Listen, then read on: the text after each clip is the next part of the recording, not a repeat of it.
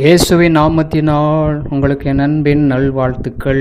இந்த நாளில் கூட சங்கீதம் 70ஆம் அதிகாரம் 1வது வசனம், தேவனே என்னை விடுவியும், கர்த்தாவே எனக்கு சகாயம் செய்ய தீவிரியும். இது ஏற்கனவே நம்ம பார்த்த வசனம்தான். மீண்டுமா தாவீது கர்த்தரிடத்தில் அவர் நினைப்பூட்டுதலை பண்ணுகிறதை பார்க்க முடிகிறது.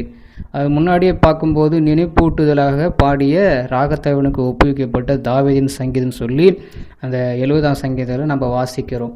அப்படியா கர்த்தரிடத்தில் இவர் தாவீது நினைப்பூட்டுறதை பார்க்க முடியுது. ஏற்கனவே நம்ம இன்னொரு வசனத்தில் நம்ம பார்த்தோம். அப்படியாக இந்த வசனத்தில் கர்த்தரிடத்தில் தாவீது சொல்கிறாரு, என்ன பண்ணுங்க, விடுவியுங்க, எனக்கு உதவி செய்வதற்கு நீங்கள் என்ன பண்ணுங்க, தீவிரியுங்க, ஒரு ஆபத்தில் நான் சிக்கிட்டு இருக்கிறேன், என்னை விடுவியுங்கன்னு சொல்லிட்டு அவர் நினைப்பூற்றுவதை பார்க்க முடிகிறது.